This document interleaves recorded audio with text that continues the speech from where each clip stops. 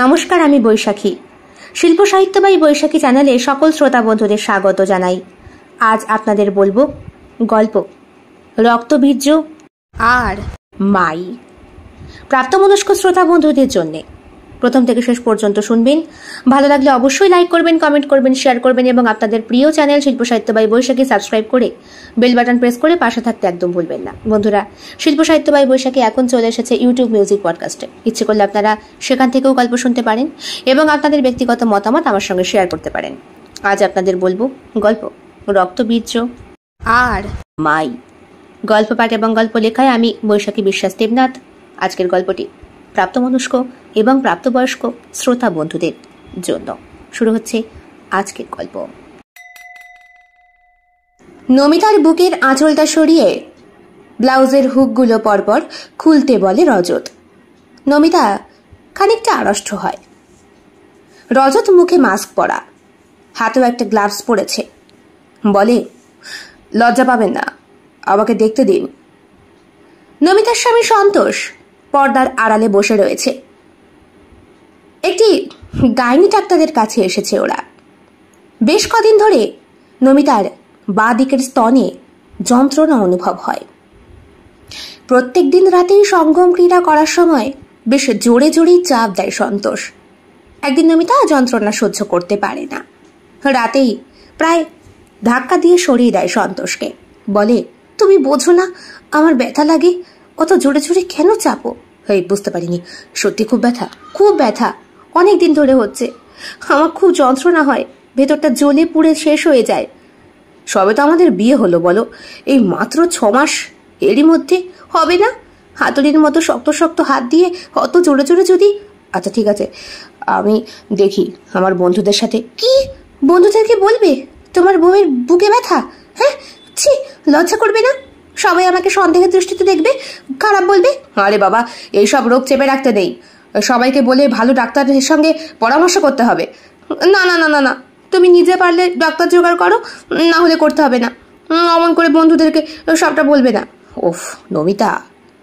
সন্তোষ স্ত্রীর মাথায় হাত রেখে বলে, গুপ্ত রোগ কখনো চেপে রাখতে নেই, এটা বন্ধু মহলে বলে দেওয়াটা ভালো।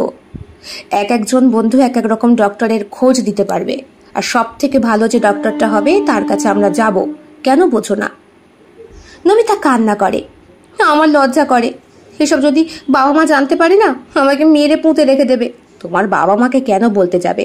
না, বলবে না, বন্ধুরা জেনে ফেললে যেন বাবা মা জানতে পারবে না। আহা, আমার বাবা মার কাছেই ব্যাপারটা থেমে থাকবে। বর্ধমান থেকে কলকাতা হাওয়ায় হাওয়ায় ভেসে তো খবরটা তোমার বাবা মার কানে পৌঁছাবে না কেউ না দিলে। তাছাড়া এখানে আত্মীয় স্বজন বলতে তেমন আমার কেউই নেই, তুমি নিশ্চিন্তে থাকো। ঘটনার ঠিক 3 দিন পরই বন্ধু দীপকের সহায়তায় এই ডক্টরের কাছে এসেছে নমিতা। রজত ব্লাউজের হুকগুলো খুলে ব্রাটা খোলার জন্য রজত তার সহকর্মী একটি মেয়ের দিকে তাকায়। মুখে মাস্ক পরা, হাতে গ্লাভস। ব্রায়ের হুকটা খুলতেই বড় বড় দুটো মাংসের দলা সামনে ঝুলে পড়ে। খয়েরি রঙের বৃন্ত এবং চারিদিকে একটা হালকা খয়েরি আভা। কতদিন হলো বিয়ে হয়েছে? 6 মাস। লজ্জায় লজ্জায় বলে নমিতা। বেশ হাতে ধরেই একটা ওজন মাপার চেষ্টা করছে রজত। একটা সময় ভালো করে মর্তন করতে করতে বলে, ছবি তুলতে হবে, একটা শক্ত ঢালা মতো মনে হচ্ছে। রিনারিকে এসো। মেয়েটি এগিয়ে আসে এবং বলে, তুমি দেখো তো বুঝতে পারছো কিনা। মেয়েটিও আস্তে করে মাংসপিণ্ডের ওপর চাপ দিয়ে বলে, হ্যাঁ স্যার, একটা শক্ত শক্ত বোধ হচ্ছে। ছবি তুলতে হবে মনে হচ্ছে। কি স্যার, খারাপ কিছু? ভয় পেলে তো চলবে না। প্রথম প্রথম ধরা পড়লে কোনো ব্যাপার না, ট্রিটমেন্ট করলেই আপনি সুস্থ হয়ে যাবেন। পর্দার আড়ালে বেরিয়ে আসে ওরা। চট করে ডক্টররা অমন করে হাত দিয়ে দেখে না। প্রথমে শুনে ওষুধ রেকমেন্ড করে, না কমলে ব্লাড টেস্ট করতে বলে, খুব জোর বেশি বেশি হলে তখন ছবি তুলতে বলে এবং তারপর দেখে। রজতের নমিতার ব্যাপারটা একটু বেশি সিরিয়াস মনে হয়েছিল। সাধারণত মা হওয়ার পরে এই ধরনের অসুখের উৎপত্তি হয়, তার আগে হয় না। নমিতার বিয়ে হয়েছে মাত্র 6 মাস হয়েছে, তাহলে কি সে আগেই কারো সঙ্গে সঙ্গ করত? কি বুঝলেন ডক্টর? দেখুন, যেটা বুঝলাম সেটা খুব একটা ভালো বোধ আমার হচ্ছে না। সেক্সের ক্ষেত্রে স্তনের ভূমিকা অবশ্যই রয়েছে। এর বোটায় অনেক সংখ্যক স্নায়ুকোষ থাকে যেগুলো অত্যন্ত সংবেদনশীল। রীতিমতো সঙ্গম করার সময় হাত দিলে, মর্দন করলে, চুষলে এটা সাধারণ ঘটনা। নারীরা আনন্দ পায় আর এতে অনেকটাই আকার বৃদ্ধি পায় এর। প্রাচীন যুগ থেকেই তো নখ দিয়ে খুঁচিয়ে দেওয়া অথবা হালকাভাবে দাঁত করা এটা চলে আসছে। কিন্তু সব থেকে বড় ব্যাপার হলো এই যে জিনিসটা, এটা ওনার স্তনের একটি রোগ। রোগ মানে বুঝতে পারছি না। ওই ল্যাম্প স্কিন ট্যাম্পলিং হতে পারে কিছু একটা। যদি স্কিনের কালারের স্ট্রাকচারটা চেঞ্জ হয়ে যায় তাহলেও হতে পারে, অথবা যদি নিপল থেকে রক্ত পড়ে। রক্ত? হ্যাঁ হ্যাঁ, রক্ত রক্ত পড়েছিল। কবে? মনে নেই। সেই দিন তুমি জোর করলে, আমি বললাম যে আমার রক্ত বেরোচ্ছে। তাহলে তো বিষয়টা ভীষণ সিরিয়াস, বলে রজত। আপনারা দেরি করবেন না, খুব শিগগিরই টেস্টগুলো করিয়ে নিন। আমার এখানেই টেস্ট হয়। আর যদি আপনারা মনে করেন বাইরে থেকে করাবেন সেটাও করতে পারেন, আপনাদের যেটা পছন্দ। দুইজনে মিলে ঘাড় নাড়ে। নমিতা আর সন্তোষ ডক্টরকে থ্যাংক ইউ বলে প্রেসক্রিপশনটা হাতে নিয়ে বেরিয়ে যায়। মাত্র 6 মাস হয়েছে নমিতার বিয়ে হয়েছে। বিয়ের পর সন্তোষের সঙ্গে সে বেশ সুখে শান্তিতেই সংসার করছে। শ্বশুর শাশুড়ি খুব ভালো, 2 ননদ, তাদের বিয়ে হয়ে গিয়েছে। ছিমছাম সংসার। নমিতা উচ্চ মাধ্যমিক পাশ করেছে। তারপরে কলেজে ওঠার বয়স হয়ে গেলেও বাবার ক্ষমতা ছিল না। খুব একটা খারাপ নম্বর নিয়ে সে উচ্চ মাধ্যমিক পাশ করেনি। তবুও তাকে বিয়ে দিয়ে দিয়েছিলেন হারাধনবাবু। ওনার আবার 5-5টা মেয়ে, তারপরে রয়েছে আবার 2টো ছেলে। মেয়েগুলোকে পার না করতে পারলে ছেলেগুলো তো বাবা মাকে ছিঁড়ে খাবে। সেই কারণেই অনেকটা অনিচ্ছাকৃতভাবেই 19 বছর বয়সে নমিতাকে বিয়ে দিয়ে দেন। নমিতাদের আর্থিক অবস্থা খুব একটা ভালো নয়। হারাধনবাবু রিক্সা চালান, মা পরের বাড়িতে কাজ করেন। এদিকে প্রত্যেক বছর বছর একটি একটি করে ভাই বোন হয়ে গিয়েছে। ভাই দুটো অসম্ভব রকমের বদমাস, সবকটাই পিঠোপিঠি, 1-1.5 বছরের এদিক ওদিক।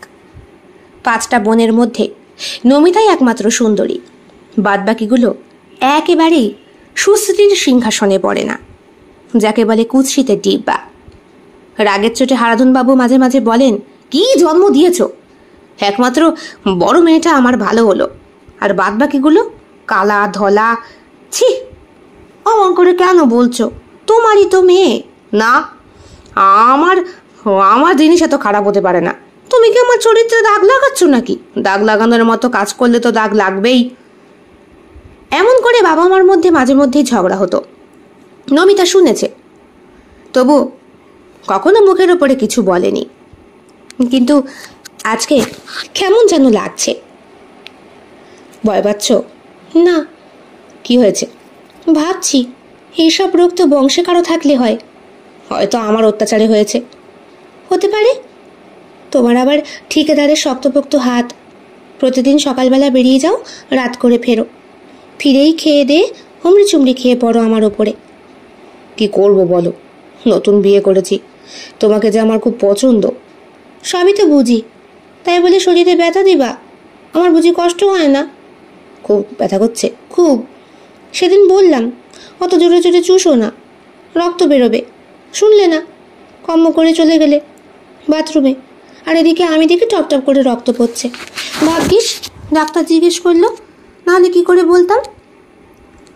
ভগবান তোমাদের শরীরে এটা যে কি সৃষ্টি করেছে সত্যি। এ আবার কি কথা? যাতে আমরা মা হই, তার জন্যই তো এগুলো করা। সে না হয় বুঝলাম, কিন্তু এসব অসুখ বিসুখ তো আমার ভালো লাগে না, বলো তো। ওরা চুপ করে যায়। দুইজনে মিলে রিক্সা করে বাড়ি ফিরছিল। পাড়ার মধ্যে দিয়ে রিক্সাটা আসছে। হঠাৎ করে নমিতা বলে, দাঁড়াও দাঁড়াও। কি হলো? ওই দেখো, ওটা তো একটা চায়ের দোকান। চলো না, ওই দোকান থেকে একটু চা খেয়ে আসি, আর একটু পরেই তো বাড়ি। তাহলে চলোই না। রিক্সাওয়ালাকে দাঁড় করিয়ে তার পাওনা টাকা মিটিয়ে দুইজনে মিলে চায়ের দোকানে যায়। নমিতা বলে, কি জানি আর কদিনই বা বাঁচবো। এমন কথা বলো না, বলা যায় খারাপ কোনো অসুখ হলে চিকিৎসা করার তো ক্ষমতা তোমার নেই। আমার বাপটাও তো তেমন, কি করেই বা করবে, হয়তো খুব শিগগিরই। সন্তোষ নমিতার হাতটা শক্ত করে ধরে। এমন কথা বলো নে, আমি মরে যাব তাহলে। দাদা কি দেব? দুটো চা। রচা তো না দুধ চা? দুধ চা কথাটা শুনে নমিতার বুকটা কেঁপে ওঠে। এই দুধ শব্দটা ওকে এখন আতঙ্ক দেয়। আচ্ছা, কোথায় শক্ত শক্ত দলা পাকানো মনে হলো বলো তো? কি জানি, ডাক্তার সেটা ধরেই হয়তো বুঝেছে, সেই জন্যই তো সব রকম টেস্ট করতে দিয়েছে। রক্ত পরীক্ষা, বুকের ছবি, কত টাকা খরচ হবে কি জানি। এই নিন আপনাদের চা। দুটো চা আর বেকারি বিস্কুট। বসে বসে খাচ্ছিল নমিতা। পাশে বসে রয়েছেন এক ব্যক্তি, অনেকক্ষণ ধরে, মুখটা পেপার দিয়ে ঢাকা। এই অবেলায় বসে পেপার পড়ছে। এখন তো বিকেল 4টে বাজে। চায়ের টাকা মেটাতে যাবে, এমন সময় ওই ব্যক্তি মুখের সামনে থেকে পেপারটা সরিয়ে দিয়ে বলে, দাদা কখন থেকে আপনাদের স্বামী স্ত্রীর কথা লক্ষ্য করছি। যদি অনাধিকার চর্চা না হয়ে থাকে একটা কথা জিজ্ঞেস করব। বলুন, আপনার স্ত্রীর কি ব্রেস্টে কোনো প্রবলেম হয়েছে? দেখুন মশাই, আরে বাবা, আমি তো আপনাকে ভদ্রভাবে জিজ্ঞেস করছি। সন্তোষের কথায় কথায় হাত উঠে যায় লোকজনের ওপরে। মারকুটে স্বভাব। ভয়ে ভয়ে থাকে নমিতা। বিয়ের পরে দীঘায় গিয়েছিল ঘুরতে। নমিতা বেশ সুন্দরী একটি মেয়ে, তার উপরে একেবারে অল্প বয়স। দীঘাতে গিয়ে তো এক বিশ্রী বিপদ। সেখানে একদল ছেলে নমিতাকে সমুদ্রে স্নান করতে দেখে তার কাছে ছুটে যায়, পারলে ওকে কোলেই তুলে নেয়। নমিতাকে দাঁড় করিয়ে রেখে সন্তোষ গিয়েছিল ডাব কিনতে, একদম 10 হাতের দূরত্বে। একটা ছেলে পেলে নমিতার সঙ্গে অসভ্যতামি করছে দেখে ডাব ছুঁড়ে মেরেছিল একজনের কপালে। সেখানেই তো কপাল পেটে রক্ত। ভাগ্যিস পুলিশ কেস হয়নি। ছেলেগুলোর মধ্যে যে গোঁদা, সে ক্ষমা চেয়েছিল সন্তোষের কাছে। পরের দিনই দীঘা থেকে চলে আসে। নমিতা খুব ভালো করেই জানে, বউ সম্পর্কে কিছু বললে সেই ব্যাটাকে আর আস্ত রাখবে না সন্তোষ। আহা, কি করছো? উনি তো ভদ্রভাবেই জিজ্ঞেস করছে। হ্যাঁ, আমার বুকে বোধহয় কোনো অসুবিধে হয়েছে। কেন বলুন তো? না, এমনি আসলে। ডাক্তার দেখিয়েছেন? হ্যাঁ, ডাক্তার দেখিয়ে ফিরছি। অনেকগুলো টেস্ট দিয়েছে, বলল বুকের মধ্যে মাংসপেশি নাকি শক্ত দলা পাকিয়ে রয়েছে। আমি একজন ডাক্তারের খোঁজ আপনাকে দিতে পারি, খুব ভালো ডাক্তার। বলতে গেলে আমারই আত্মীয়ের মধ্যে পড়ে। তিনিও ওই গাইনি ডাক্তার, দেখাতে পারেন। ভিজিট কিন্তু অনেক কম, আর অপারেশন করতে হলেও অনেক কমে হয়ে যাবে। আসলে এই শহরে যে কটা নামি দামি নার্সিংহোম রয়েছে সবই তো টাকায় চলে। গরিব মানুষের চিকিৎসা করা এখন বড্ড দুষ্কর। সন্তোষের কথাবার্তা বলে বেশ ভালো লাগে বয়স্ক লোকটির সাথে। পেপারের একটা টুকরো চায়ের দোকানের কাছ থেকে চেয়ে নিয়ে তাতে ঠিকানা লিখে দেয় সে। বলে, প্রয়োজন হলে অবশ্যই যাবেন, এটা আমার ফোন নাম্বার, যদি কোনোদিন প্রয়োজন হয় ফোন করবেন। বাড়ি ফিরতে ফিরতে নমিতা বলে, দেখেছো, পৃথিবীতে এখনো ভদ্র মানুষরা রয়েছে গরিবকে সাহায্য করার জন্যে। হ্যাঁ, আপাতত ওষুধগুলো কিনে নিয়ে আসি, তুমি খাও। এই শোনো, ডাক্তারকে তো জিজ্ঞেস করা হলো না এখন ওসব করা ঠিক হবে কি না। না না, ওসব এখন করতে হবে না, আগে তুমি সুস্থ হও তারপর। হাসে নমিতা, যদি তুমি এইটা আগে বুঝতে তাহলে তো হয়তো ব্যথাই আমার হতো না। আরে দেখো, আমি কি বুঝতে পেরেছি বলো তো? আসলে আমার হাতেও তো কন্ট্রোল থাকে না, না, তোমায় তো খুব ভালোবাসি। দরজা খুলে শাশুড়ি বললেন, এছিস, আয়। কি বললো ডাক্তার? সুখবর বুঝি? হ্যাঁ, ওই সুখবর হলেই কিন্তু আমার সুন্দর মুখখানা হয়েছে বৌমার। দেখেছিস গতরটা কত সুন্দর হয়েছে, মোটা সোটা। ঢোক গেলে নমিতা। বিয়ের জল পড়ে শরীরে একটু পরিবর্তন হয়েছিল ঠিকই, তবে বক্ষের পরিবর্তনটা তো আর মা হওয়ার উপলক্ষে নয়, কোনো অসুখ কি না কে জানে। এই 6টা মাস শরীরের পরিবর্তনটাকে সৌন্দর্য ভেবেই চুপ করেছিল সন্তোষ। ভেবেছিল বিয়ের জল পড়ে আপাদমস্তক সুন্দরী হচ্ছে নমিতা, একই 19 বছর বয়সী মেয়ে। বিয়ের পরে সন্তোষ বুঝতে পেরেছিল স্ত্রী ধন কি জিনিস, ভালোবাসা কি জিনিস। মেয়েদের বুক না থাকলে ভালোবাসা বোধহয় বোঝাই যায় না। কিছু কিছু মেয়ে রয়েছে যারা একেবারে বিপিএল, তাদেরকে খুব একটা পছন্দ করে না সন্তোষ। হ্যাঁ, হালকা হালকা উচ্চ পর্বত শৃঙ্গের মতো যারা, তাদেরকে বেশ ভালো লাগে। নমিতা, ওর বউ, সেই রকমই একটি মেয়ে, মনের মতো। তার উপরে নতুন প্রতিমায় কাঠামো গড়ার মতো একটু একটু করে মাটির প্রলেপ দিয়ে আকারে বৃদ্ধি করছে সন্তোষ নিজের দুহাতে। সে নিজেই বুঝতে পারে। প্রথম ব্রেসিয়া যেদিন ছিঁড়ে গিয়েছিল, সেই দিন দোকানির কাছে গিয়ে ব্রেসিয়ার চাইতেই লজ্জায় পড়ে গিয়েছিল সন্তোষ। নিজের ঠিকাদারের হাত কি করে বলে কতটা সাইজের। ভাগ্যিস পকেটে ছোট্ট ফোনটা ছিল, বাড়িতে ফোন করে স্ত্রীর কাছ থেকে শুনে নিয়েছিল। আগে ছিল 32, এখন হয়েছে 34। কিছুদিন পর হয়তো 36 হবে নাই বা কেন? এত সুন্দর দেহের গঠন যখন বৃদ্ধি পাচ্ছে। কিন্তু সব গঠন যে সমান নয়, ভালো লক্ষণ নয়, এইটা সন্তোষ বোধহয় জানতো না। না না, কোনো সুখবর না। শরীরটা ওর খারাপ করেছে। ভাবছি কদিনের জন্য ওকে বাপের বাড়ি রেখে আসবো। না না, বাপের বাড়ি আমি যাবো না। ও মা, কি বলছে? আরে বাবা, যাও না, কদিন থেকে এসো। বাপ মায়ের কাছে গেলে মনটা ভালো থাকবে। না না, আমার ভাইয়েরা ভালো নয়, ওদেরকে আমি দেখতে পারি না। ওরা ওরা আমার সাথে কি ব্যাপার বলো তো? বিয়ের পর থেকে লক্ষ্য করছি, এ দুই ভাইকে তুমি একেবারেই দেখতে পারো না। কই, আমার সঙ্গে তো খারাপ ব্যবহার করে না, তবে ওরা যে কতটা খারাপ সেটা আমি খুব ভালো করেই জানি। আমাদের কোনো বোনকেই ওরা ভালো চোখে দেখতে পছন্দ করে না। আমরা ওদের কাছে অনেকটা বোঝার মতো। আমি তো পার হয়েছি, বাদবাকিগুলোর কি হবে আমি জানি না। এইটা অবশ্য ঠিকই কথা। তোমার তো তাও নয় কিছু আছে, তোমার বোনগুলো তো একেবারেই। বলে একটা দীর্ঘশ্বাস পেলে শাশুড়ি মা ঘরে চলে গেলেন। রান্না বান্না সব উনি নিজের হাতে করেছেন। বৌমাটা অসুস্থ, তাকে তো আর রান্নাঘরে ঠেলে দেওয়া যায় না, সেও তো বাড়ির মেয়ের মতোই। রাত্রেবেলা শুয়ে রয়েছে ওরা। নাইটিটা পরে রয়েছে নমিতা, আর নাইটির ওপর দিয়েই ওর বুকের ওপরে হাত বোলাচ্ছে সন্তোষ। শক্ত শক্ত স্তনবৃন্ত দুটো জেগে উঠেছে, তবে অসহ্য একটা যন্ত্রণা আছে নমিতার। প্রথম প্রথম ভেবেছিল অতিরিক্ত পরিমাণের চাপে বোধহয় ফুলে উঠছে ভেতরটা, কিন্তু এখন বুঝতে পারছে এটা খারাপ অসুখের লক্ষণ। জড়িয়ে ধরে সন্তোষকেও। ওর খুব কান্না করতে ইচ্ছে করছে। বলছে, কত স্বপ্ন দেখেছিলাম, স্বামী হবে, সংসার হবে, কে জানতো এমন একটা অসুখ হবে। এখনো কি কিছু টেস্ট করেছি? নাও তো হতে পারে, ডাক্তার অনুমান করছে।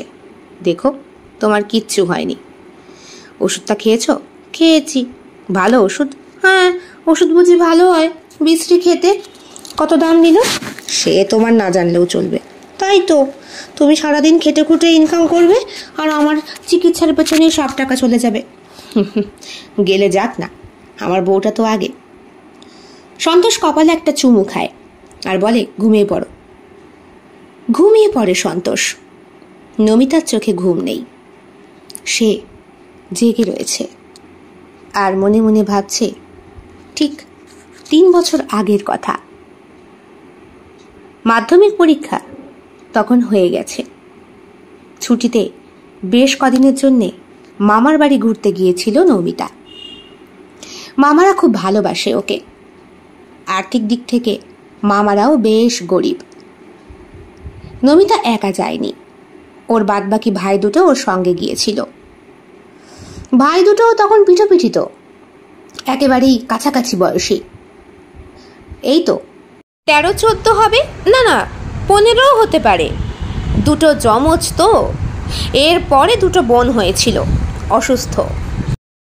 নমিতার মায়ের পেট কোনো সময় খালি যায়নি। একটা করে প্রসব হয়েছে, আর পরের মাসেই আর একটা পেটে চলে এসেছে। বাচ্চা হওয়ার পর প্রায় বছর 1-1.5 মেয়েদের মাসিক ক্রিয়া বন্ধ থাকে। সেই সময়টায় সন্তান আসাটা খুব একটা ভালো লক্ষণ নয়। গর্ভ প্রস্তুত থাকে না, কিন্তু ইনার কি করে এলো কে জানে। ঠিকমতো পিরিয়ডও হয়নি, গর্ভফুল প্রস্তুত হয়নি, অথচ বাচ্চাগুলো ধানাধান হয়ে গিয়েছে। সে কারণেই হয়তো নমিতা সুস্থভাবে জন্ম নিলেও বাদবাকিগুলো কেমন যেন রুগ্ন। বিশেষ করে ভাই দুটো তো রুগ্ন, খুবই রুগ্ন, কিন্তু ধূর্ত শেয়ানা ছেলে। কে জানতো 12 বছর বয়সেই ছেলেরা সাধারণত বুঝতে পেরে যায় নারী পুরুষের পার্থক্যটা কি। বেশিরভাগ ক্ষেত্রেই তাই হয়। বাথরুমে বসে মাস্টারবেশন করে অনেকে। নতুন নতুন মেয়েদেরকে দেখে, তাদের বুক দেখে, তাদের কোমর দেখে, নাভি দেখে নিজেদের পৌরুষত্বকে লুকিয়ে রাখতে পারে না। তবে তখন শালিক পাখির মতো কয়েক সেকেন্ডের মধ্যেই শরীরটা হালকা হয়ে যায়, ধরে রাখার ক্ষমতা থাকে না। তেমনই ছিল নমিতার ভাই দুটোর অবস্থা। সেদিন মামার বাড়িতে জব্বর খাওয়া দাওয়া হওয়ার পর বড় মামি, বড় মামা, নমিতা আরও দুই ভাই একই সাথে মেঝেতে বসে গড়াগড়ি দিচ্ছে। গরমকাল, মামার বাড়িতে মাটির ঘর, ঘরের ছাউনি, চারিদিকটা গাছে ঢাকা। সুন্দর শীতল বাতাসে ঘরটা বেশ ফুরফুরে ঠান্ডা হয়ে রয়েছে। ফ্যান আছে, তবে চালানোর প্রয়োজন হচ্ছে না। সবাই মিলে শুয়ে। মামা সারাদিন অক্লান্ত পরিশ্রম করে ঘুমিয়ে পড়েছে, নাক ডাকছে। মামিমাও নাক ডেকে ঘুমোচ্ছে। দুটো মানুষই খুব খাটে সংসারটার জন্য। নমিতাও ঘুমিয়ে পড়েছিল। তখন ও ফ্রক পরে মাধ্যমিকের পর। মামার বাড়িতে আসার পরই মামিমা হাটের থেকে একটা নতুন জামা কিনে দিয়েছিল ওকে। জামাটা পরেছে ঠিকই, তবে গরম লাগছিল বলে পেটের ওপর থেকে জামাটা অনেকটা তোলা, তলায় পাতলা একটা প্যান্টি পরা। শহরের মেয়েদের মতো গ্রামের মেয়েরা অত বেশি চালাক হয় না, তাই নমিতাও বুঝতে পারেনি ওর পাশে শুয়ে থাকা ভাই দুটো যে শেয়ানা হয়েছে। মাধ্যমিক দেওয়া নমিতার বুক দুটোও তখন হালকা হালকা বড় হয়েছে। তার গোপন স্ত্রী জায়গায় একটু একটু করে জমা হয়েছে হালকা হালকা কেশরাশির ধারা। প্যান্টির ফাঁক দিয়ে কয়েকটা লম্বা কেশ উকি দিচ্ছে, তার উপস্থিতি জানান দিচ্ছে। দুটো ভাইয়ের চোখে যে ঘুম নেই এটা বোঝার মতো ক্ষমতা নমিতার ছিল না, কারণ সে ঘুমিয়ে পড়েছে, গভীর ঘুমে মগ্ন। হঠাৎ করে বুঝতে পারে দুটো অদৃশ্য হাত ওর প্যান্টের ওপর দিয়ে কে যেন বোলাচ্ছে, বোলাচ্ছে আর বোলাচ্ছে, বুলিয়েই চলেছে। ঘুমটা ভেঙে যায় নমিতার। দেখে বড় ভাইটা ওর বুকের কাছে বসে, আর ছোট ভাইটা রয়েছে ওর ঠিক প্যান্টের কাছে। অস্বাভাবিক দৃষ্টিতে ওরা তাকিয়ে রয়েছে ওই দুটো অঙ্গের দিকে, যেন এই দুটো অঙ্গ ওদের শরীর থেকে সম্পূর্ণ আলাদা। পুরুষ আর নারীর পার্থক্যটা এই দুটো অঙ্গই জানান দিচ্ছে। কি করছিস তোরা, বলে ওঠে সে। ততক্ষণে একটা ভাই জামার ভেতর থেকে হাত ঢুকিয়ে দিয়েছে ওর, আর এক ভাই নিজের প্যান্টি খোলার চেষ্টা করছে। নমিতা কিছু বুঝে ওঠার আগেই এক ভাই ওর মুখটা চেপে ধরে, আর এক ভাই জোর করে ওর দুই উড়ো প্রসারিত করে প্রবেশ করায় নিজের বুকদণ্ডটি। কোঁকিয়ে ওঠে সে, চোখ থেকে টপ টপ করে জল পড়ে। পাশে শুয়ে থাকা মামা মামি কিছুই কি টের পাচ্ছে না। হাত দিয়ে খামচিয়ে সরাতে যায় নমিতা, কিন্তু এই ছেলে দুটোর গায়ে এত শক্তি, রোগাটে খয়াটে শরীর, টেরা চোখের চাহনি, সবসময় রুগ্ন, অথচ এতটা বলিষ্ঠ। শারীরিক দিক থেকে এদের সঙ্গে পেরে উঠছে না নমিতা। সমানে ক্রমাগত ঘর্ষণ করতে করতে কয়েক সেকেন্ডের ব্যাপার ভেতরে সাদা তরল পদার্থটা ছেড়ে দেয় সে, ধরে রাখতে পারে না। এরপরে উঠে এসে সে বসে নমিতার মুখের ওপর, বুকের ওপর হাত বোলায়, আর আরেক ভাই চালান করে তার পুরুষ অঙ্গ ওর শরীরে। দু হাত দিয়ে পেষণ করতে থাকে শক্ত দুটো স্তন। খুব ব্যথা লাগে নমিতার, কিন্তু সে চিৎকার করতে পারে না। বৃন্তগুলো চোষার প্রয়োজন হয় না, চাপের গুঁতোতেই মনে হচ্ছে যেন মাংসপিণ্ড ফেটে বেরিয়ে আসবে। তারপরে দুই ভাই ঘর থেকে বেরিয়ে যায়, সোজা চলে যায় দত্তদের পুকুরে। নমিতা চুপ করে শুয়ে থাকে। প্যান্টির কাছ থেকে রক্ত গড়িয়ে পড়ছে মাটির মেঝেতে। বুকে অসহ্য যন্ত্রণা, ঠোঁটের কাছটা একটু কেটে গিয়েছে। মামির যখন ঘুম ভাঙল তখন দেখল নমিতার জ্ঞান নেই। দেখতে পেল ভেসে গিয়েছে মাটির মেঝেটা রক্ততে। নমিতাকে ডেকে ওঠালেন, ন্যাকড়া পরিয়ে দিলেন, আর বললেন, প্রথম নাকি? নমিতা ঘাড় নেড়ে জানালো, না, এর আগেই তার হয়েছে। নমিতার উচ্চতা 4 ফুট 9 ইঞ্চির কাছাকাছি, দৈহিক গড়ন হালকা পাতলা, তাই মাধ্যমিক দিয়েছে যে বোঝাই যায় না চট করে। হ্যাঁ রে, মাধ্যমিক দিলি, এখনো সামলাতে পারিস না? বড় মামি বললেন। নমিতা বলতে পারল না। কিছুক্ষণ আগেই তার আপন ভাই দুটো তাকে ধর্ষণ করেছে, এবং যেমন তেমন ধর্ষণ নয়, জোর ধর্ষণ করেছে। কিছুদিন আগেই বইয়ে পড়েছিল নমিতা পুরুষ আর নারীর পার্থক্যটা, কিন্তু এইভাবে যে নিজের শরীরকে দিয়ে উপলব্ধি করবে সে বুঝতে পারেনি। বাড়ি আসার 1 মাসের মাথায় নমিতা আবিষ্কার করে সে গর্ভবতী। হ্যাঁ, একটা বাচ্চা তার পেটের মধ্যে রয়েছে। বাবা মা ব্যাপারটা জানার সঙ্গে সঙ্গেই 2 ভাইকে কুপিয়ে খুন করার জন্যে বাবা কোদাল নিয়ে আসে। মামার বাড়িতেও যখন ঘটনাটা রটে যায়, তখন বড় মামি শুধু বললেন, ভালোই তো হয়েছে। আমি বলি কি, বাচ্চাটা আমায় দিয়ে দে, আমার তো কোল খালি। মামি, তুমি কি বলছো? তোমার বাড়িতে এসে? হ্যাঁ, এটা আমি আশা করিনি বৌদি, বললেন নমিতার মা। আমি কোথায় পাঠালাম? মামা তখন বললেন, কি করবি বল শেফালি, সে আনা ছেলে, তবে তোর ছেলে দুটো যে এত হারামি তো বুঝতে পারিনি রে। ওদেরকে তো পুলিশ কেসেও তুই দিতে পারবি না, জেল হবে, সেই জেল যেই জেলে ওদেরকে রেখে পড়াশোনা করানো হবে। তাই হোক, আমি এই ছেলেকে জেলে দেব, কিন্তু জেলে যে দেবে হারাধন, তোমার মেয়ের তো বদনাম রুটবে। লোকে তো ওকেই দোষ দেবে, বলবে মাধ্যমিক দেওয়ার পরও মেয়ে ফ্রক পরে কেন ঘোরে, অমন গতর দেখিয়ে ঘুরলে ছেলেপুলেরা নজর দেবে না। নমিতা কান্নায় ভেঙে পড়ে। সে 1 বছরের পুরো নষ্ট হয়। গোপনে মামার বাড়িতে সে জন্ম দেয় একটা বিকলাঙ্গ শিশুর। হ্যাঁ, যার হাত পা ঠিকমতো চলে না, কেমন যেন অসার দেহ, শুধু ঠোঁট দুটো আছে চুপচুপ করে দুধ গিলে খাওয়ার জন্য।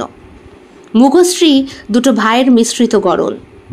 জন্ম দেওয়ার পরই ঘিন্নায় বমি করে উঠেছিল নমিতা, 1 রাশ বমি। বুকটা ভার হয়ে গিয়েছিল স্তনের ভারে। টপ টপ করে দুধ পড়তো সেখান থেকে, কিন্তু 1 ফোঁটাও দুধ খাওয়ায়নি সে। জন্ম দেওয়া এই মাংসপিণ্ডটা তার শরীরের ধর্ষণের ফসল। এর প্রতি মাতৃত্ব তো দূরের কথা, দেখেই বমি পাচ্ছে। একে জন্ম দেওয়ার জন্যে কোনো রকম মানসিক প্রস্তুতি নমিতা ছিল না, তাই এই ফালতু দলাটাকে মাটির ভেতরে পুঁতে দেওয়াটাই ওর কাছে শ্রেয় বলে মনে হয়েছিল। শিশুটি জন্মের পরে একটুও কাঁদেনি। পাথায় চড়থাপ্পড় মেরে কাঁদিয়েও ছিল ওই দাইমা। মামা নিজের 1 বিঘে জমি লিখে দিয়েছিল দাইমাকে, কথাটা সারা জীবন চেপে রাখার জন্য। দাইমা তাতেই খুশি। ও বাবা, এ তো মরা বাচ্চা জন্মাইছে, বলেছিলেন তিনি। ভালোই হয়েছে, মরা বাচ্চা, কোনো কমবেন না। বাচ্চাটাকে ফেলতে যাবে এমন সময় তার বুকের ধুকপোকানি অনুভব করেছিলেন দাইমা। তারপরে তাকে উল্টে দিয়ে বেশ কয়েকবার পশ্চাৎ দেশে হাত দিয়ে শক্ত করে বাড়ি মারার পর সামান্য একটু কেঁদে উঠেছিল।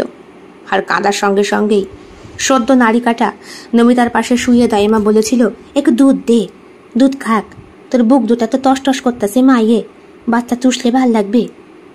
এতটুকু দুধ খাওয়ায়নি নমিতা, বলেছিল ওই দুধ আমি কেটে বাদ দিয়ে দেব, তাও এই এই এই রাক্ষসটাকে আমি দেব না। দাইমা সমেত দাঁড়িয়ে থাকা মামিমার বুকের ভেতরটা কেঁপে উঠেছিল। অমন কথা বলিস নে মা, লোকে চেয়েও পায় না, আর তুই পেয়ে এটাতে তুমি পাওয়া বলতেছ মামি? এটা দেখে আমি পাওয়ার আশা করছি।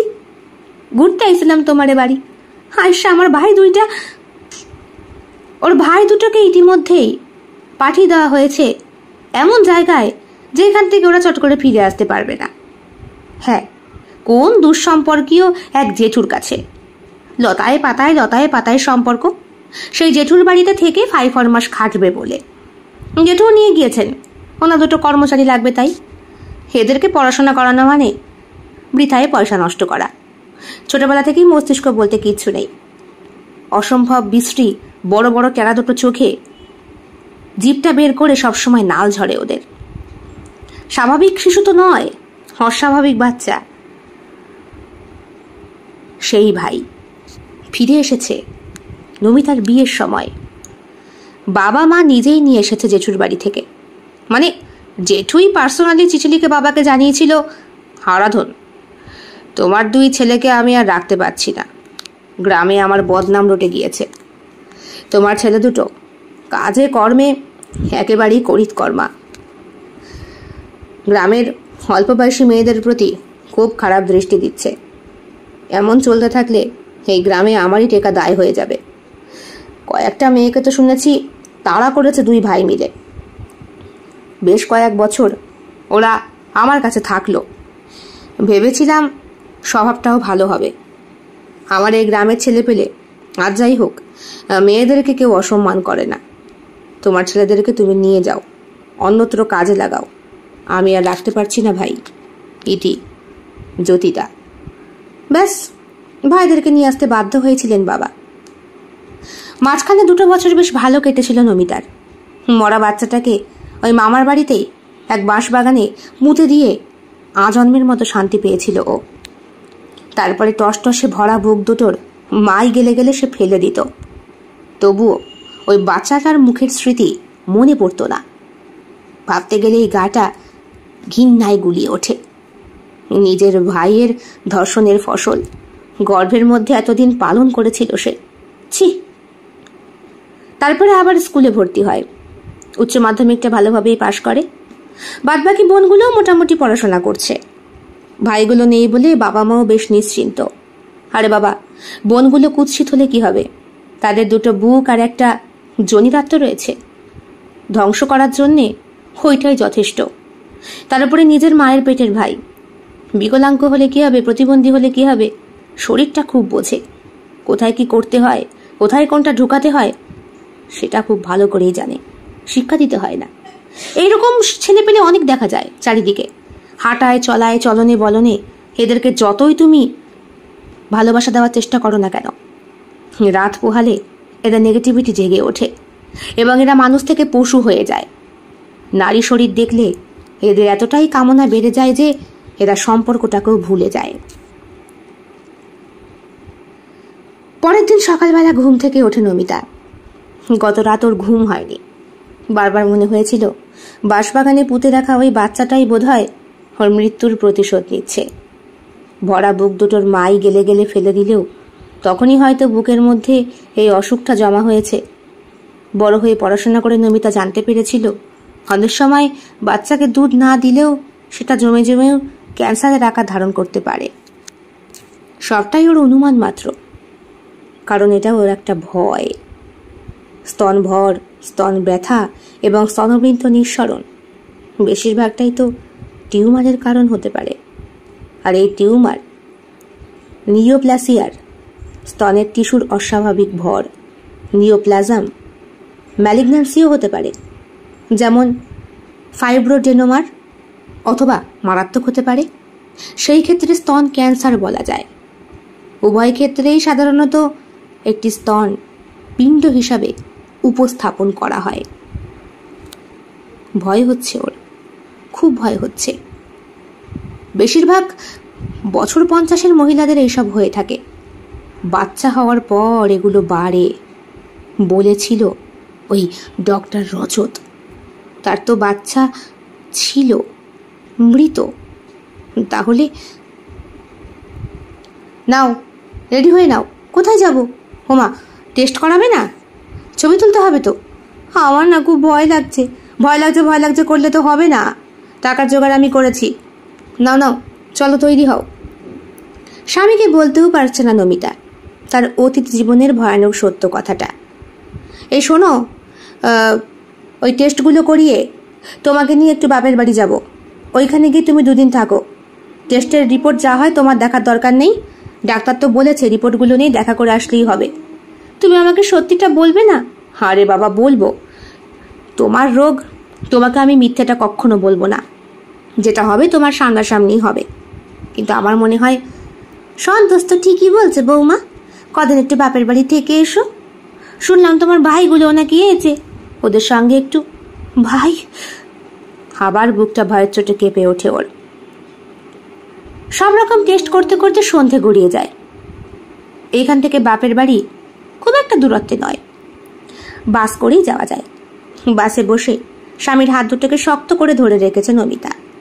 বারবার বলছে, কি দরকার ছিল আমি তো এখানে থেকেই না না এখানে থেকে না, তাছাড়া আমাকেও টাকার জোগাড় করতে হবে, একটু শহরে যাব। আমার এক বন্ধু আছে, দেখি তার সাথে কথাবার্তা বলি।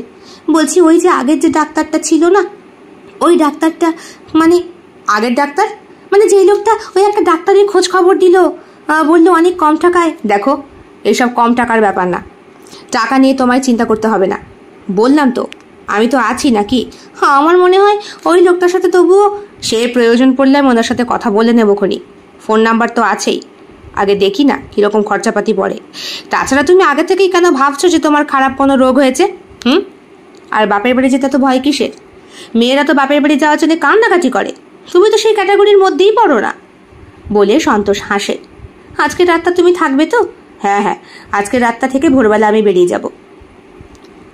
বাড়ি পৌঁছানোর সঙ্গে সঙ্গেই বাবা মাকে পুরো ব্যাপারটা খুলে সন্তোষ জানায়। তবে টাকা পয়সা সে একটাও চায় না, শুধু বলে বাবা মা 2 দিন ওকে একটু রাখুন, জানি খুব কষ্ট হবে। ওর ভরণ পোষণের জন্য আমি বাজারঘাট করে এনেছি, এই ওষুধপত্রগুলো ওকে একটু খাওয়াবেন।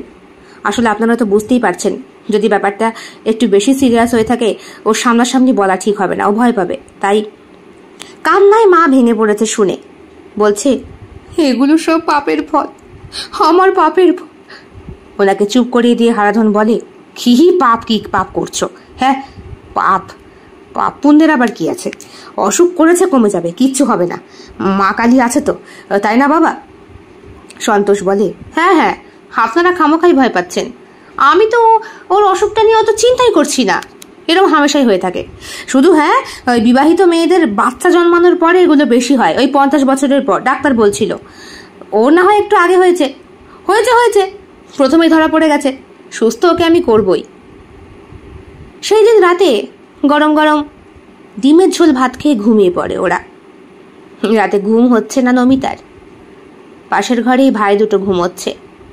হাসার পরে ওই রাক্ষস দুটোকে দেখে বুকের ভেতরটা ধক করে উঠেছিল ওর। চোখ দুটো এখন আরো বেশি বিস্ফারিত, কিভাবে যেন ঝাঁটার কাঠির মতো লম্বা হচ্ছে ছেলে দুটো। চেহারা সেই রোগা প্যাটকা, হাড় গোড় বোঝা যায়, এখন আর নাল পড়ে না, তবে বিভৎস চোখের চাউনি।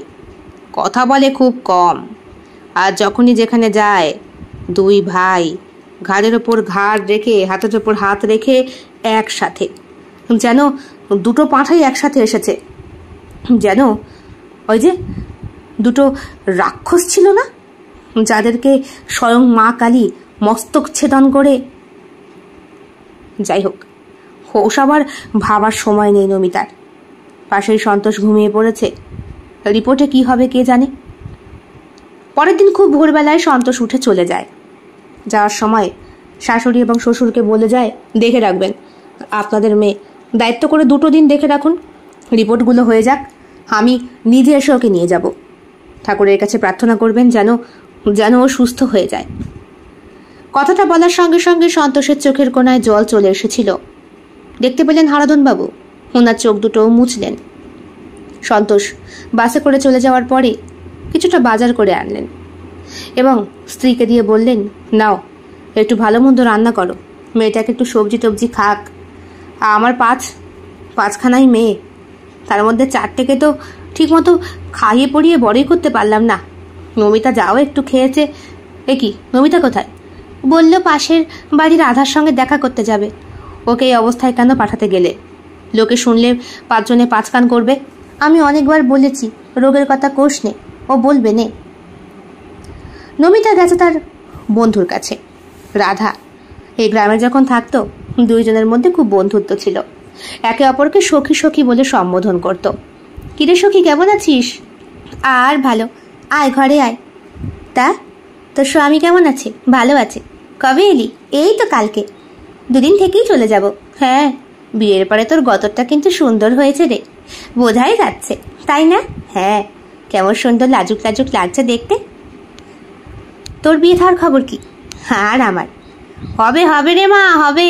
ওরও বিয়ের ফুল ফুটলো বলে এ ফাল্গুনেই হবে।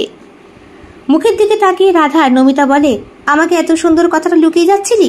তা পাত্রটি কে শুনি? পাত্র তো তোরই বড় ভাই। নমিতা আকাশ থেকে পড়ে, কি? ওর সাথে বিয়ে? ওর তো এখনো 18 বছর বয়সই হয়নি। তার সাথেই তো প্রেম করছে তোর বান্ধবী।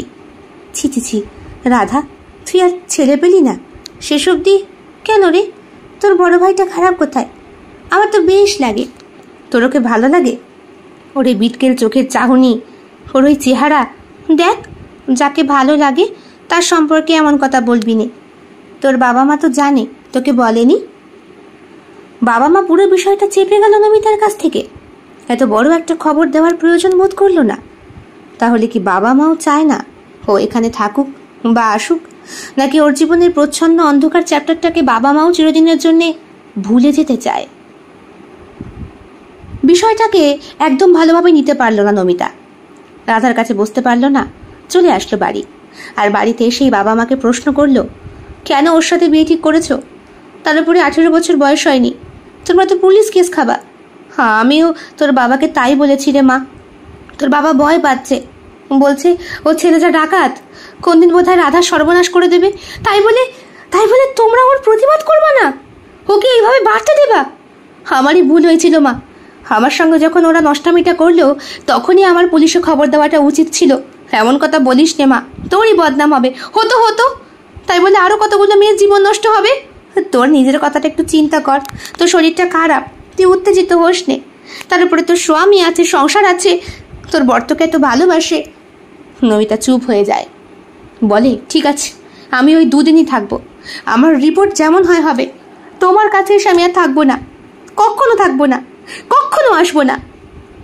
কাঁদতে কাঁদতে নমিতা ঘরের ভেতর ঢুকে যায়। সন্ধ্যের পরে মাল খেয়ে 2 ভাই বাড়িতে আসে। অল্প বয়সী বাচ্চা ছেলে, অথচ চোখ মুখের ভাবটা কত ভয়ানক। দুটো গিলে শুয়ে পড়ে ওদের ঘরে, খুব একটা কথা বলে না। এর আগে জেঠুর কাছে কাজ করতো, সেখান থেকে 2-1 পয়সা মাঝে মধ্যে পাঠাতো। এখন তো সম্পূর্ণ বেকার, সারাদিন গ্রামে গঞ্জে ঘুরে বেড়ায়। তবে কিসের জোরে যে ওরা এত পার পায়?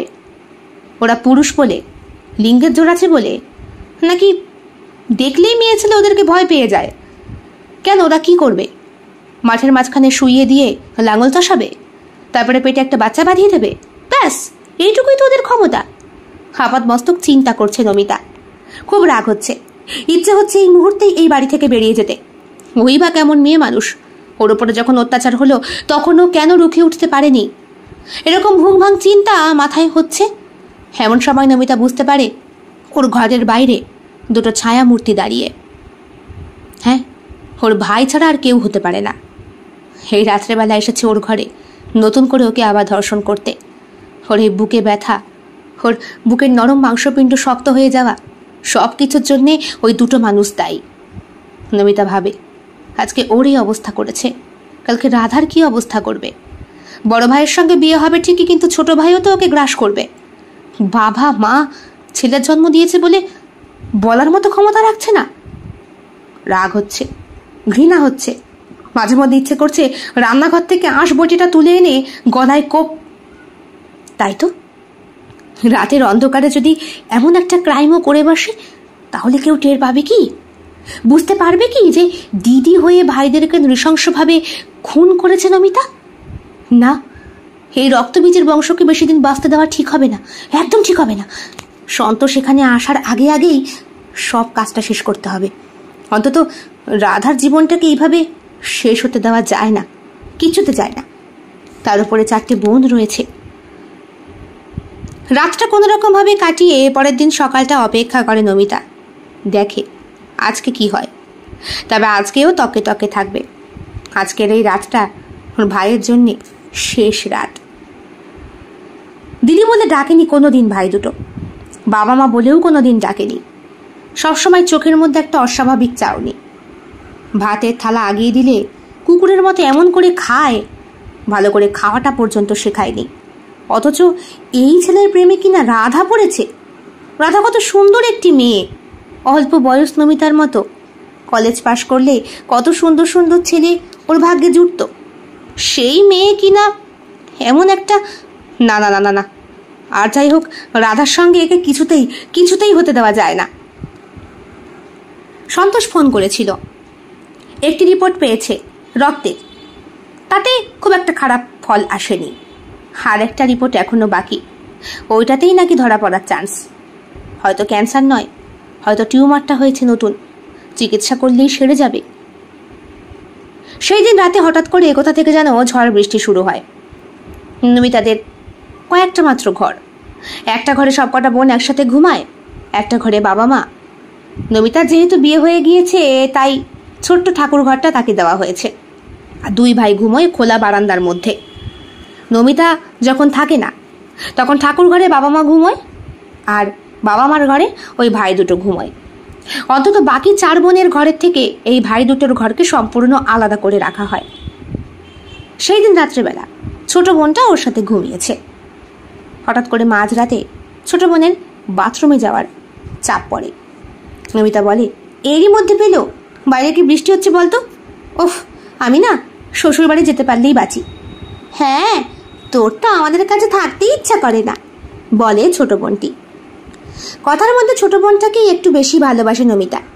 বাকি বোনগুলোও যে ওকে ভালোবাসে না তা নয়, তবে ওর থেকে একটু দূরে দূরেই সরে থাকে।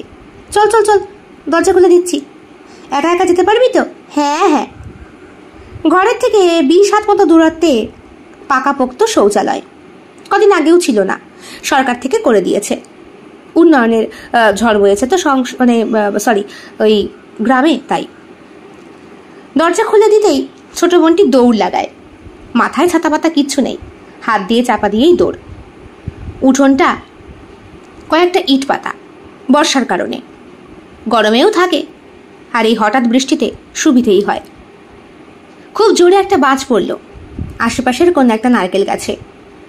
নমিতা আবার বাজে ভয় পায়, জোরে জোরে চিৎকার করেই বলল, তুই আয়, আমি দরজা খোলা রাখছি। ঠিক আছে, বলে ওই বোনটি। দরজাটা খোলা রেখেই নমিতা শুয়ে পড়ে। লোডশেডিং হয়ে গেছে সেই কখন, হাত পাখা দিয়ে হাওয়া খাচ্ছিল। তবে মাথার কাছে জানলাটা এখন খোলা, ফুরফুর করে ঠান্ডা হাওয়া, তার সঙ্গে সঙ্গে হালকা হালকা বৃষ্টির ফোঁটা ঢুকছে ঘরে। মোটামুটি ঘরটা বেশ ঠান্ডা, আর এই বর্ষার রাতে ঘুমটাও বেশ গাঢ় হয়। সন্তোষ যদি এমন রাতে থাকতো তাহলে নমিতাকে না ভালোবেসে সে ছাড়তো না। এসছিস? আয়, শুয়ে পড়। ভিজে জবজবে হয়ে ঘরের ভেতরে ঢোকে কেউ একজন।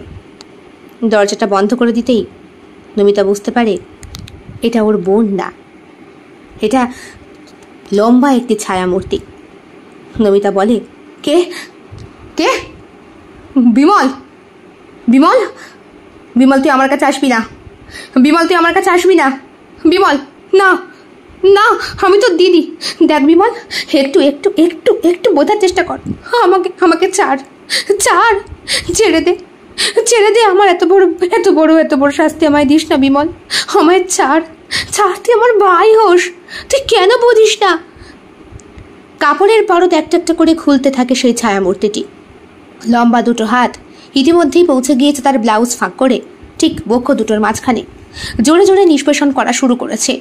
যন্ত্রণায় কাঁকিয়ে উঠছে নমিতা, বলছে, আমার এখানে খুব ব্যথা, আমি মরে যাব, অত জোরে চাপিস না, ব্যথা করছে, ছাড় ছাড়, আমি কিন্তু চিৎকার করব, বাবা মাকে ডাকবো, ছাড়। অন্যদিকে দরজা ধাক্কাচ্ছে ছোট বোনটি। এই দিদি, দিদি খোল, দিদি, হ্যাঁ দিদি। ব্যাস, ছোট বোনের মুখ থেকেও আর শব্দ বেরোয় না। কি হলো ছোট? হ্যাঁ ছোট। দরজা খুলতে যায় নমিতা, কিন্তু দরজা খোলার আগেই সেই ছায়ামূর্তিটি ঝাঁপিয়ে পড়ে নমিতার ওপরে, এবং আবার সেই পূর্বের স্মৃতির মতো মাটির মেঝেটা রক্তে ভেসে যায়। তবে এবারের রক্তটা আর নিচে নয়, বুকের থেকে বেরোয়। টিউমারটা ব্লাস্ট হয়ে গিয়েছে, রক্ত বেরোচ্ছে অঝরে। নমিতার শরীরটা খানিকক্ষণ কাঁপে, তারপর স্তব্ধ হয়ে যায়। সন্তোষ পরের দিনই বাড়িতে আসে, আর ঢুকেই গোটা এলাকার লোক যখন জড়ো হয়ে দাঁড়িয়ে রয়েছে, সন্তোষের বুকটা ভয়ের চোটে কেঁপে ওঠে। সবাইকে সরিয়ে ঘরের ভেতরে প্রবেশ করতে করতে সন্তোষ আঁচ করে ওর স্ত্রী আর বেঁচে নেই। শুধু নমিতা নয়, ছোট শালিটিও মারা গিয়েছে। কি করে হলো? বাবা মা আপনাদেরকে দায়িত্ব দিয়েছিলাম মাত্র 2 দিন ওকে দেখে রাখার জন্যে, টিউমার ব্লাস্ট হলো কি করে? ওর টিউমারটা ম্যালিগনেন্ট ছিল না, ক্যান্সার ছিল না, ট্রিটমেন্ট করলেই সুস্থ হয়ে যেত। এই দেখুন, এই নাকে আমি ফোন করেছিলাম, এখানে অল্প পয়সায়। নমিতা, নমিতা ওঠো, নমিতা আমি এসেছি তোমায় নিয়ে যেতে। ইস, তোমায় আমি কেন রেখে গেলাম, কেন ঈশ্বর, কেন রেখে গেলাম তোমায় আমি? গোটা গ্রামের মধ্যে শোক ছড়িয়ে গিয়েছে। প্রত্যেকে কান্না করছে। নমিতার একটা সুনাম ছিল এই গ্রামে। দূর থেকে মামা মামি এসেছে দেখতে, সবার চোখেই জল। শেষকৃত্য সম্পন্ন পর্যন্ত ওই দুই ভাইকে চোখে পড়েনি সন্তোষের। বাড়ি আসার পর বিরাট ভেঙে পড়েছে সন্তোষ। নমিতা বারবার ভয় পেত। কিসে ভয় পেত? বাপের বাড়ি যাওয়ার জন্যে। ছোট বোনটাও মারা গেছে। তার শরীরটাকে পাওয়া গেছে বাথরুমের দরজার সামনে। সম্পূর্ণ উলঙ্গ নগ্ন শরীর, জনিদার থেকে রক্ত ভেসে যাচ্ছে। আচ্ছা, ওর দুই শালা কোথায়? এই দুই শালাই এদেরকে ধর্ষণ করেনি তো? না না, তা কি করে হয়? রক্তের সম্পর্কে দুই ভাই, তার উপরে ভাই দুটোর প্রতিবন্ধী, মস্তিষ্কের ঠিক নেই। এরা কিনা শরীরে ক্রিয়া করবে? এত অল্প বয়স। হ্যাঁ, কিসব উল্টো পাল্টা ভাবছি। নমিতার বোধহয় টিউমারটা ব্লাস্ট করেই। ঘটনার বেশ কয়েকদিন কেটে গিয়েছে। সন্তোষ নিজের মতো কাজ করে না।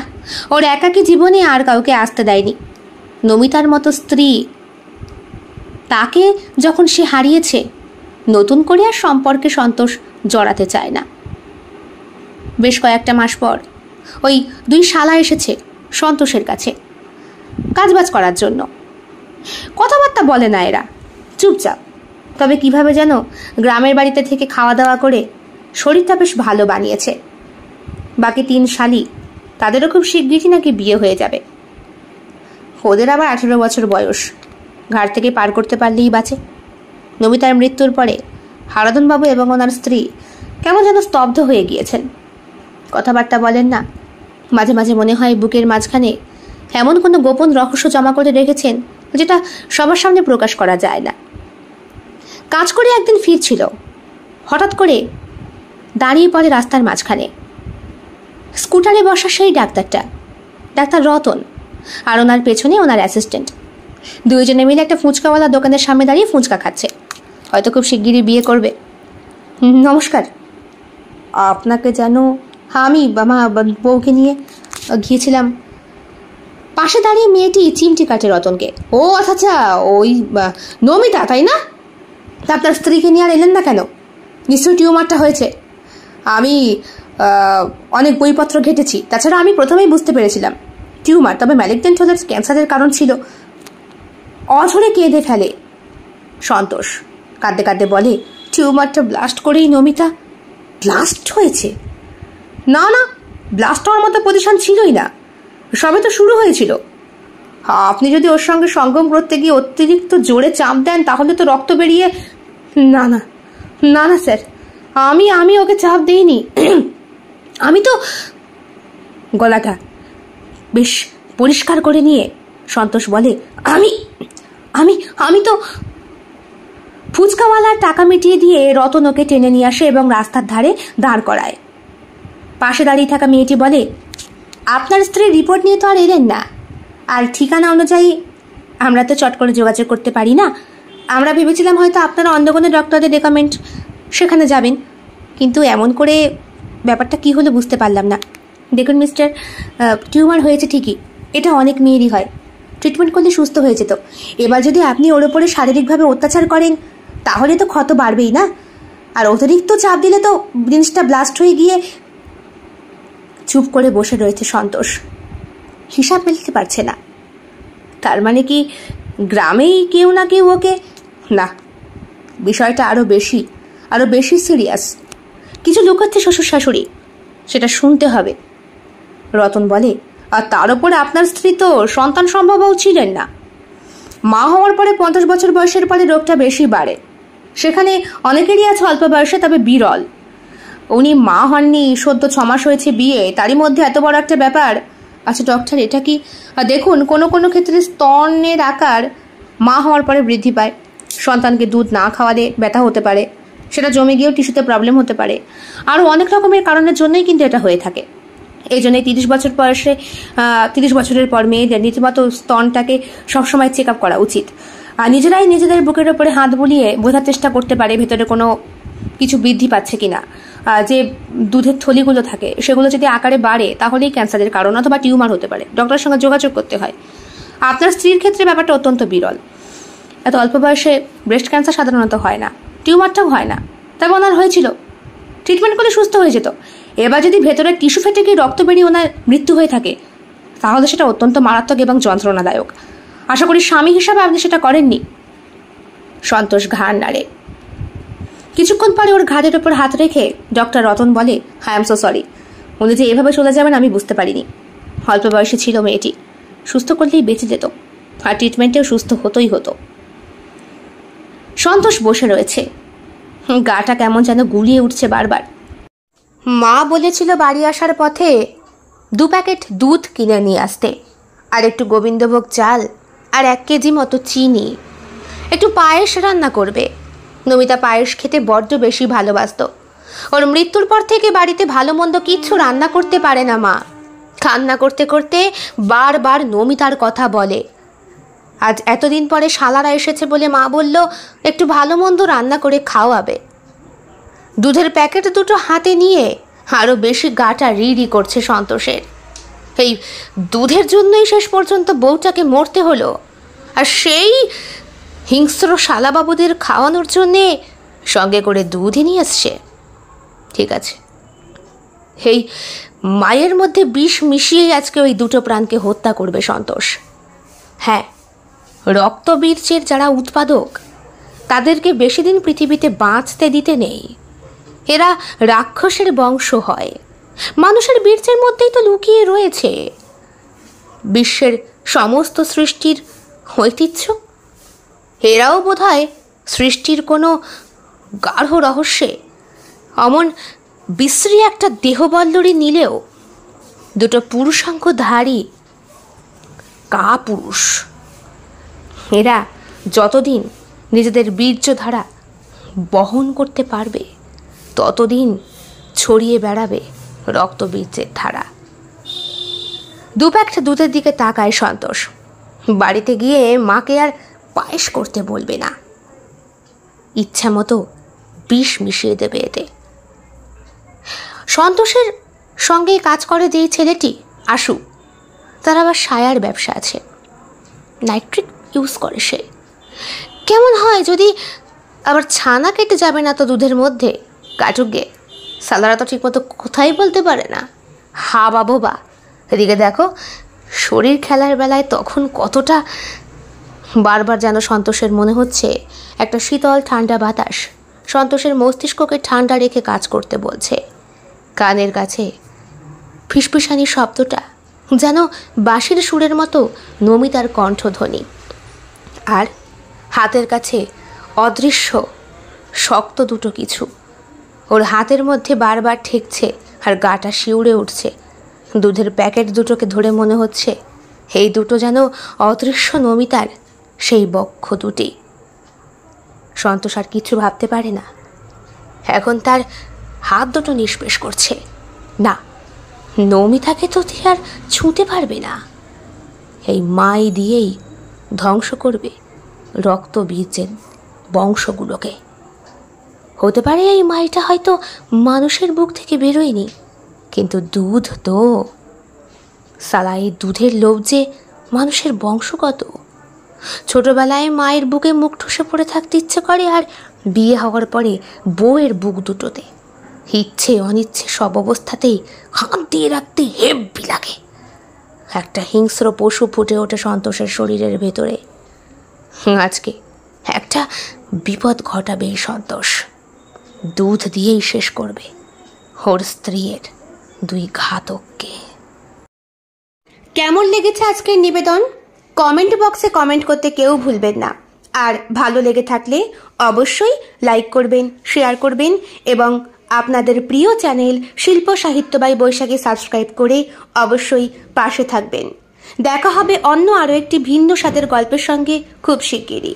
বন্ধুরা, বেল বাটন প্রেস করতে কিন্তু একদম ভুলবেন না, নতুন গল্পের নোটিফিকেশন চট জলদি পেয়ে যাবার জন্যে। দেখা হবে খুব শিগগিরই আরও নতুন একটি ভিন্ন স্বাদের গল্পের সঙ্গে। সবাই খুব ভালো থাকবেন, সুস্থ থাকবেন এবং শরীরের যত্ন নেবেন। বিদায়।